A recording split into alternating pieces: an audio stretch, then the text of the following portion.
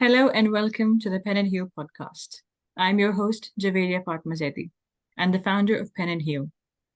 As an expressive writing life coach, I specialize in guiding highly sensitive women along their journey of self-development and self-discovery using the transformative power of expressive writing. The guest who is here with me today is a very multifaceted, multi-talented lady. She is an artist, a poet, a coach, among other things. Please welcome Sussi Louise onto the show. Sussi, how are you feeling? I'm feeling fine today. Thank you very much for asking. How are you? I'm good, thank you. So I was feeling very nervous, and as you know, this is our second take because we started off first and I wasn't quite there. This wasn't perfect either, but of course we can't chase perfection, can we? Absolutely not. I'm one of these highly sensitive women that has had the pleasure of working with you about a year ago. And I have used and battled with my sensitivities through my life, both as a teacher, as an academic, um, and as an artist and writer. Now, I have found I'm 51 now, and I think it took me to about 30 to find out how I could use my sensitivity without sort of destroying myself. Mm. Um, and um, and I found it a really helpful thing in my academic life, where I was a coach as well, and a guide for in staff development for teachers mainly at university. And I couldn't do that full time because I have a back injury, but I didn't want to have one-to-one work either, because it's too much input for somebody like me. So full-time work, interacting with people, has never been something that I've been able to do. So very early on, um, even as a teenager, I started my life as an artist, an illustrator, and poet, Mm. which I've done alongside it. Um, and all these three things, being a teacher or a coach at university, being an artist, being a poet, Yeah. requires a certain amount of self-development and constant searching Mm. and reassessing of what it is to be a human being, Mm. and what it is to be a woman, Mm. what it is to be um, a woman of faith, Mm. uh, uh, in in a world like ours, which is uh, dis distable, unstable, and destabilizing. You Yeah, know, at best of times. yeah. That So was a lot of words. Sorry. no, we want your words. Absolutely. They were beautiful words. So what is it to be Susie then? Susie, am I saying that right? Susie? Sushi, Susie. sushi. What is it to be me? Yeah. Um,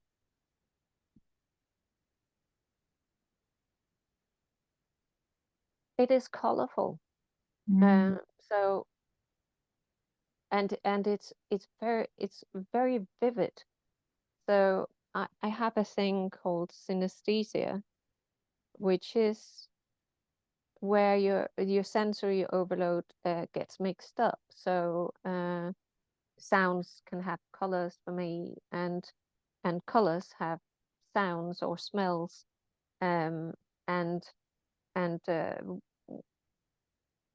some in the more sort of spiritual communities call it to see auras, but I don't call it that. I just feel and sense and see the energies around people, and it affects me uh, a lot. So being me is both very beautiful, because I don't often necessarily need to listen to the words people are speaking to know how they feel or what they're about. which can be a great advantage, but it can also be a lot of work if you're in a setting with a lot of people. Yeah. So it's to be me is both colorful and interesting and humbling, because everybody has their story and their feelings and their energies, but it's also very tiring and sometimes upsetting, because you Mm. want to help everybody and do everything, and you just can't. You just can't, no. Yeah. So it sounds like so much more intense than anything that I've ever experienced moving through this world as a highly sensitive person. But with the addition of the synesthesia, that's a whole other layer, and I can't even imagine the exhaustion that comes with that. I mean, I'm exhausted just being me, and that's less than, the things that you've said. So that's like, and that's just amazing. So I mean, how there are does your so many. sensitivity sort of play out on a uh, interactive scale? So I get the energy bit, right? I can instinctively get a feel for people, and it's very easy. So sometimes I doubt myself, because I don't want to jump to conclusions. So Right. I've learned to balance the gut feelings with logic. I've learned to balance that out. But because there's a constant battle going on between the heart and the mind, it does definitely get exhausting.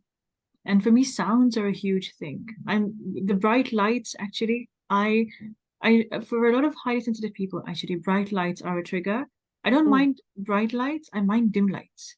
I want it to be as bright as possible. That's a strange one, but and it's the opposite for one of my daughters, who, my daughter's also highly sensitive, and for one of them, it's the opposite. She doesn't like bright lights, so it's an adjustment. And with sound, like I'm extremely sensitive to sound.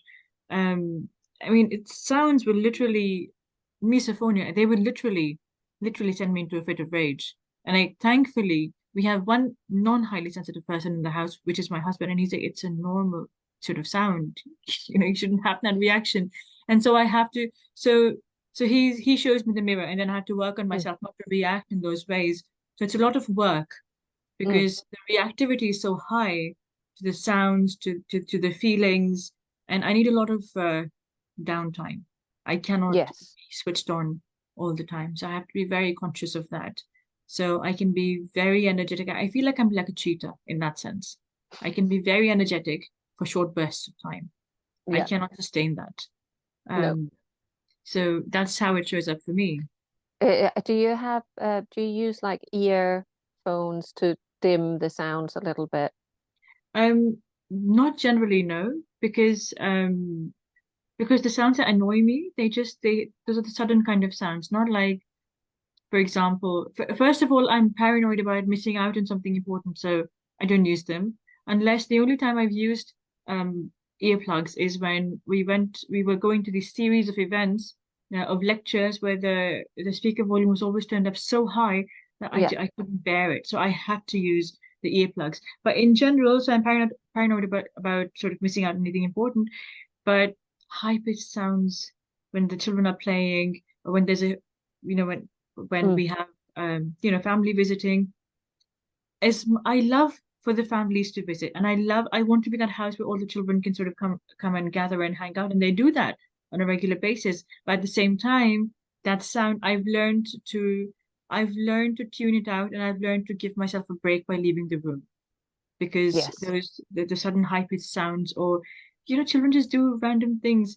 They I don't know, my daughters are doing something like this, like they shake their hand and the fingers kind of knock Yeah. against each other. There's like this sound, and it's so annoying. I was like, don't do not do that. Or the sound of chewing, again, Yeah. these are things that I've learned to deal with, because Yeah. for years and years, I have eaten alone in my bedroom because I could not deal with sitting with people who were chewing. But when I had children, obviously I had, I To want eat with them. I want to eat with them, exactly. So again, it's things that I've had to learn. So it's a constant, it's something that is always on, and that's why it's exhausting. I'm constantly working on curbing my reactions to stuff that is completely everyday for other people.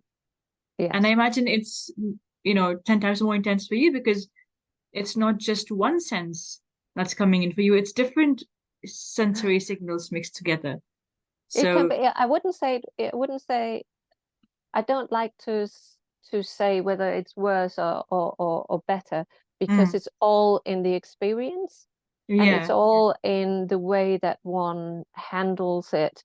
And Mm, um, two things. It was funny what you said about the sounds and children. So I have a son who's also a bit like me, and but he's Asperger's. I'm sure if we tested ourselves, we'd probably be Asperger's as well. I don't know, yeah, but yeah. he um had these sounds that he would make, um a sort of like a ritual, a clapping on his leg, and then when he was finished watching a TV program on Friday nights, in Denmark when they were growing up. There is an hour, it's called Disney Show, and it's just a load of little animated films. And he was so excited about Fridays because, there's this whole hour of these things. And every time one of the little things, sequences were over, he would do a whoop sound. And Mm, and it was a sound of joy for him. But if for mm, me, it was a particularly shade of green, and oh, and I cou- and I couldn't do it. It took a lot to sort of accustomize myself to avoid avoidance, if that mm, makes sense. That yeah. when you are in this on this sort of spectrum of intensity, if Mm, you try and avoid everything exactly. that triggers you, then basically you need to be a hermit in a hut somewhere, or in a cave, and never see anybody. And even then, your own bloody sound, sorry, would sorry, your own sounds would annoy you. Yes, yes, exactly. I love Mm, what you said about avoiding avoidance. Exactly. That's what I never could articulate it that way. But yes, that's what I learned to do, to sort mm, of face my mm, fears and just push through and learn to deal with it, you know, yeah. exposure therapy in a way. Avoiding avoidance. Then I assume this is something that you might talk to your clients about in your professional work. You mentioned that you mentioned off camera that you're a creative coach. That I find that very intriguing. Can you talk to us about that? Yeah, so it started out with, already when I was about 19, 20. I started taking little, uh, just back then I wasn't trained, so I can't call it coach. Then it was sort of a private teacher, Mm, where I had people that were um, very creative, but struggling maybe to use that creativity in a way that uh, that they could use for work, or to finish chores or assignments for uh, A levels or university assignments, and so on and so forth. And the why I've always called it creative coach, and what I worked on when I was at university, was the moment that we tap into, and you'll know this, and I know you know this, the moment we tap into the expressive, the creative part of our brain, then all our boxes of this is how it's supposed to be, and now it's not fitting in that box. We become judgmental when we're in the I must do it right. So by coming at it from a creative angle, you actually make imperfection the goal. So mm, so that you can be free and you can be kind towards yourself. And that's why one of the courses that I did at the university I worked at was called How to Make Better Mistakes. Because the higher up we get, the older we get, uh, the more we think that I should I should be doing better by now. I should know how to do it. But that is forgetting the sort of the natural law of impermanent in I don't know what the English word is, when things don't last. Nothing lasts. Everything is changing all the time. I mean, the seasons is an example.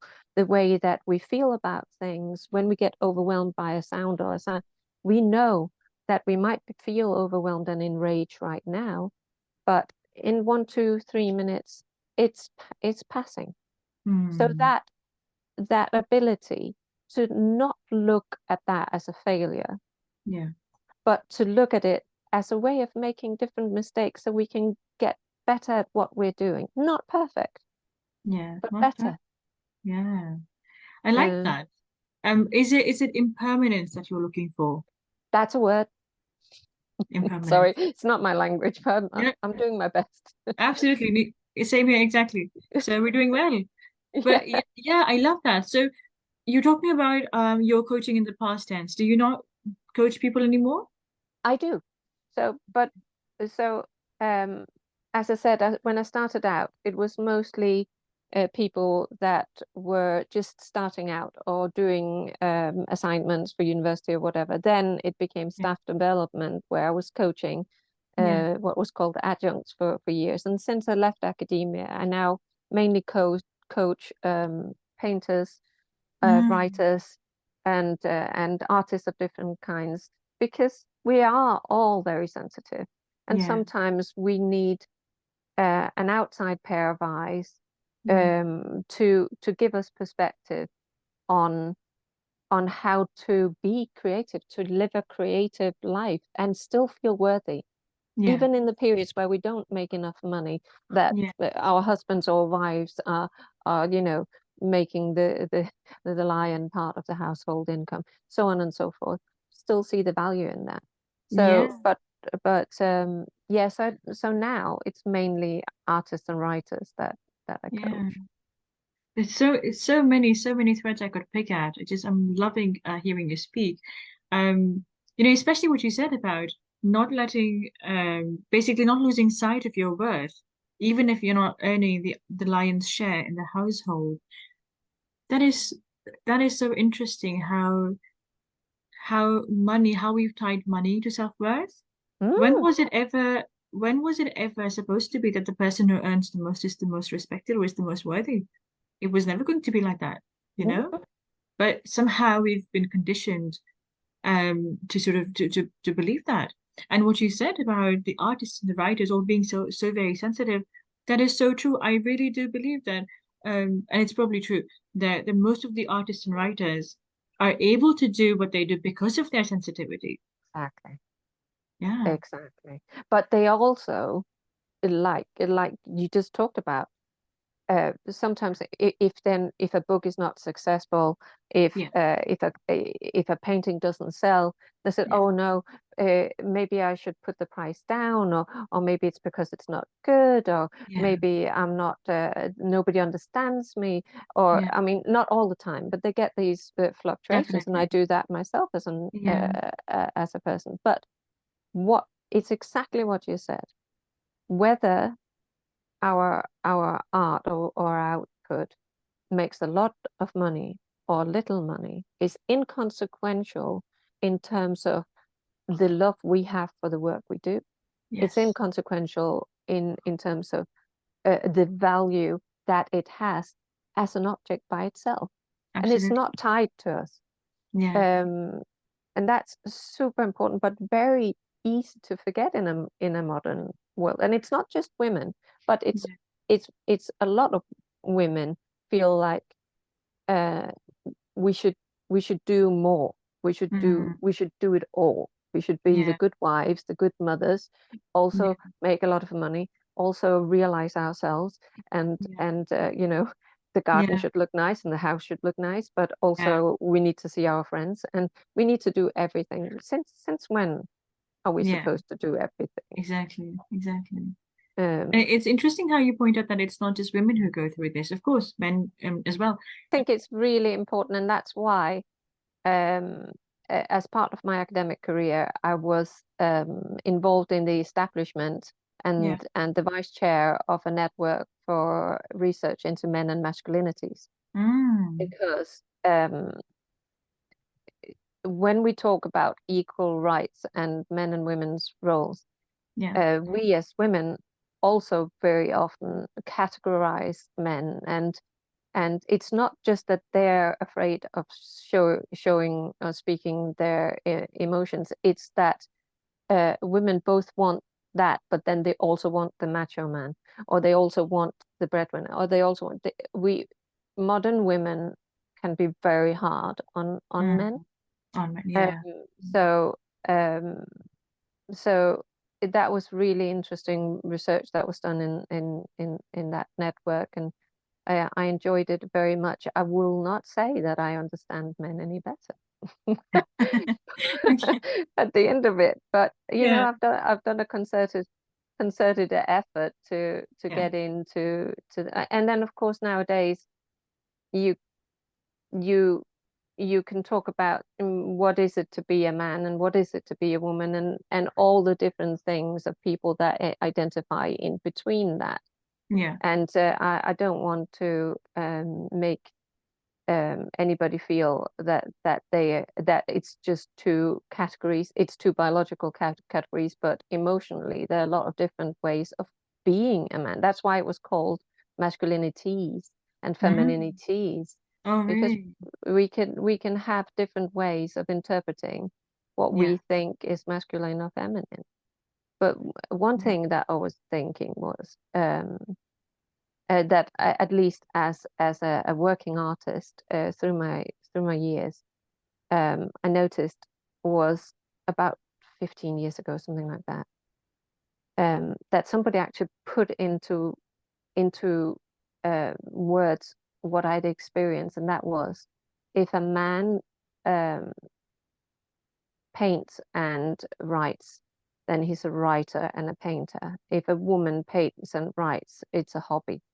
Mm. And gaining respect as a professional uh, uh, artist or writer as a woman is an age-old problem, Mm. and the stigma around it is not just coming from men; it's coming from other women as well. So so that's interesting. But I'd like to circle back to something that you said, which Yeah. was really interesting about this, you know, that you needed time for yourself. You need downtime, Yeah. because I think that's the only way as highly sensitive people that we can re-access the equilibrium. And that's why I up until Sunday was on a 10-day silent retreat. Mm. Uh, um, and it's the first time I've been away from my husband for that length of time, where we couldn't talk all the time, because usually if he's away on business, or before when he was away at business, or if I was, we would speak every day like 10 times, you know, all the time. Yeah. But on this particular retreat, there was no access to phones. Mm. Um, so that was a long time to be away from a loved one. But uh, I found that these moments, so I get up very, very early in the morning Okay. so that nobody in the house is awake, so that I can have time. Yeah. That's mine. Uh, and uh, I I will sort of go for walks, not just for the exercise, but because while I walk, nobody's talking to me. Mm. And it sounds like I don't like people. I do like people. I'm sure you're the same. You do like Yeah. people, but Yes. sometimes your ears just need a rest, right? Your Yeah. eyes need a rest. Absolutely. Yeah. Yeah. I Um, completely relate to all of that. And you know, it's fascinating to hear you talk about these things, Susie. It's so obvious that you have such a wide knowledge base and you bring all of that to the table when you're working with someone.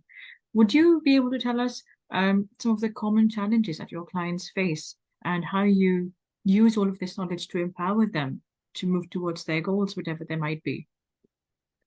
um, so one of the more common challenges is procrastination. I'm sure you Mhm. get that in your clients as Yes, well. yes, all the And time. procrastination is not just that you sort of put things off, Yeah. it's also a way of circling around something not that you want to avoid. That's the funny thing. It can very often be something that you're really looking forward to, but you're really afraid of messing it up, or that Yeah. you will get disturbed. So it's a very common thing that when I first get them, they might have not just 5 or 10 things on their plate, but maybe 30 or 40 different activities and things on their plates. And I used to be a bit like that myself. Yeah. And then the telephone rings, or somebody needs to go to the dentist, and everything is messed up because they have Yeah. pushed it to the very end of their deadlines.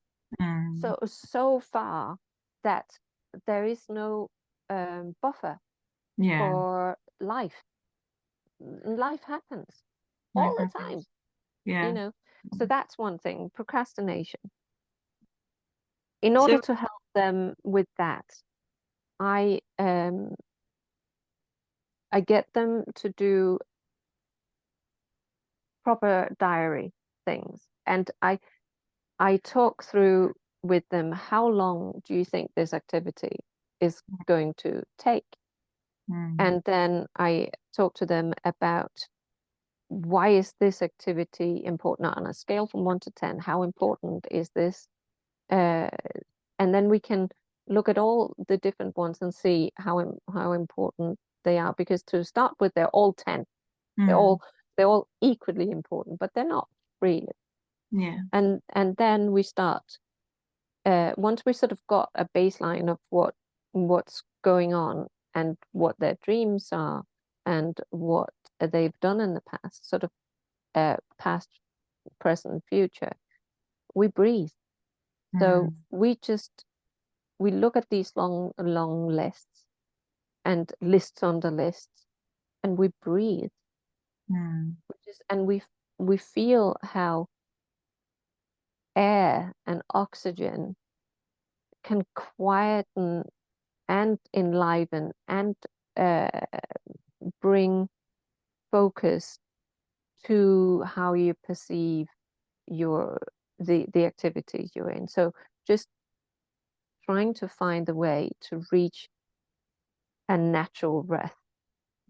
And we do that for quite some time. So I do little sort of, I wouldn't call them a meditation exercises with them, but we do breathing, just normal breathing, not what in nowadays they all call breath work, and we all have to have a breath coach and all that. That's not what I'm into. What I'm into is, when you're nervous, when you're procrastinating, when you're running around with everything, I can notice physically that they very often are only breathing up here, and quite shallow, so, a bit like that sometimes, or like so. So we breathe until we can manage reasonably comfortably to have our breath into the stomach, and just feel the breath come in and out. And so that's one of the things I use. And another thing that I use a lot is to imagine things. So I know that they're already going through with everything, all the different death scenarios of their projects. What could everything that could be wrong and that's against them. So we play that and said, don't keep it in your head now. Creatively, to solve this problem in the plot of your book, or in the painting that you're doing, don't keep it in your head. Tell me everything that could go wrong. Tell me. And once they can see it on the paper, as I draw it for them, so it's like in a mind map. Then they can see, that one's not going to happen, is it? And that one's not. And then we can make so what could go right, or even better, that thing that could go wrong, if it did go wrong, what would it look like? What would the story be then? What would the painting look like then? And then we can see that even that mistake could be even better. And sometimes I find that what they think would have been a mistake is actually what helps them Oh, find that's a amazing. find a Yeah. solution. So you make better mistakes. You know, you You make learn better from, mistakes. even Yeah. though you haven't made the mistake yet, Yes. creative people in their minds are already, you know, reacting to mistakes they haven't even made yet. Yeah. Yeah. That makes so much sense. You're reacting to mistakes you've not even made yet. I mean, yes, I don't think there's a single creative listening in who would not be able to relate to that particular thing. So just to recap, the main two tools, I wouldn't say main, but two of the tools that you use to help, your artists and your creative people move forward from their places that they're stuck. One is breathing, and the other is visualization. And I noticed that you didn't mention this as a separate technique, but writing seems to be a major part of your Yes, work yes, already. yeah, I yeah. I wanted to ask that, but I can see that it already is. So the diarizing, the prioritizing, the mind maps. So you Listing. already listing exactly. So you do use writing in your work with your clients. I do. And for the writers, I can do somewhat like your technique, but not exactly, because yours more therapeutically. But I can make a creative writing exercise for them where Mm, we just do 2 minutes, write everything about a, a green elephant on a blue bike. mm, It's something that's really crazy, mm, so that mm. they're not invested in it, but Right. they just need to get. One of the things I say to them is, if you can cut the link between your brain and your hand, then that's where the real creativity is. When you have the best writing experience or the best flow in painting, it's when you are not making your hand do what you want it to do. Mm. It's just happening. It's It's just just happening. happening. It's just Yeah. happening. That kind of flow Yeah. is non-judgmental, and Yeah. it's tapping into what I would call divinity. Mm. And we so often try to control what our hands are doing or what our minds are, and then we get frustrated that we can't control what we're thinking, and we can't control. I had one client, I can relate to this. So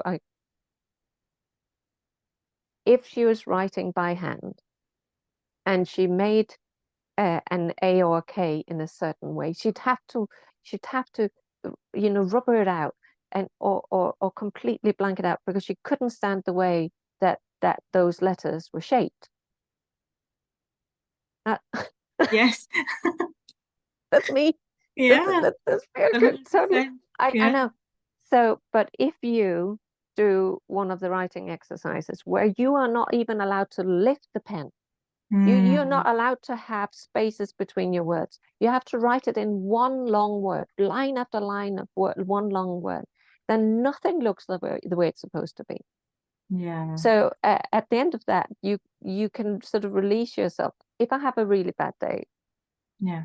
I have my problem is ease. Some ease and some A's. I just can't deal with them. But um, then I will react more to it. But if I Mm. do something like that, and it was the same with her, if we manage to sort of get the hand released from the head, then Yes. it wasn't a problem.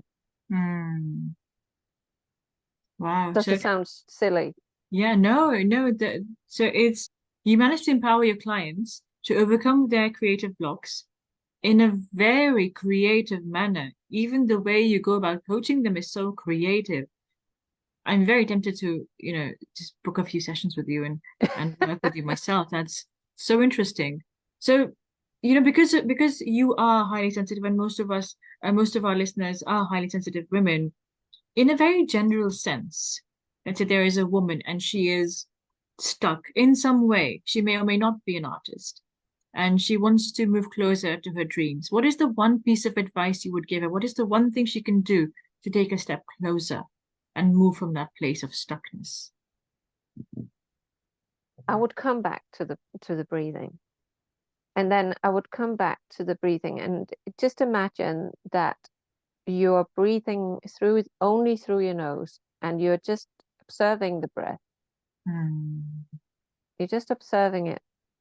And the only thing you're sort of feeling is, what does it feel like in the nose and on my upper lip? And that's the only thing you think about. You're not thinking about what your dreams are. But once you sort of have found the natural level of your breath, then think to yourself, what am I grateful for? What I'm wishing for, is that a craving? Is it something I crave for that's unobtainable? Or is it something that I would like to work hard to come towards? Is it something that I'm willing to put blood, sweat, and tears into? I mean, how much am I willing of my calm breath? Yes. Am I willing to put into this? So it can be anything. It can be anything you want. But if you come to it from a deficit model where you are, oh, I can't do this because I can't have this because I want this, but it's not possible. Yeah. Then you are defeated before you start, number one. Number two, you're not getting at it from a place of gratitude, which is, I am sat here breathing my natural breath, and I would really like to go on a walking holidays with my kids. It could be that sort of thing. I don't know how to do that. I don't have the money. I don't have any. Okay, back to the breath. What I'm really grateful for is that I have a family that I can go for a walking holiday with. I'm really grateful that the good Lord has created a world where I can walk in nature. Could I, and then come from a place of gratitude, so that the start of achieving, working towards what you want comes from a place of existing gratitude. So it's not a dissatisfaction with a future that you're sort of telling yourself you can't have, but it's coming from a present that you do have. That you do have, yeah. Yeah. And it's beautiful, and it's such a gentle guidance. I think that especially highly sensitive people would really relate to. It's a gentle way of guiding yourself. This way of thinking that you come to the breath, then you reach a place of gratitude, and you begin from there. I love that. Thank you for sharing that, Susie. So for our viewers and our listeners, any artists, any creatives, if you need any help, please do get in touch with Susie. I will leave her contact details below in the description. Susie, it's been an absolute pleasure speaking with you, and I could talk to you for another 2 hours, but I'm sure our listeners don't want that. And me to you. we could definitely. I feel like I say this to all of my guests, but honestly, I could have another episode with you, because there is so much more to learn, and I'm really enjoying this journey. It was beautiful talking to you, Susie, and Thank you very again, much. to our viewers and our listeners, Susie's contact details will be in our description below, and do check out my website, www.penandheal.com. And thank you for tuning in. Bye-bye. Just going to stop recording.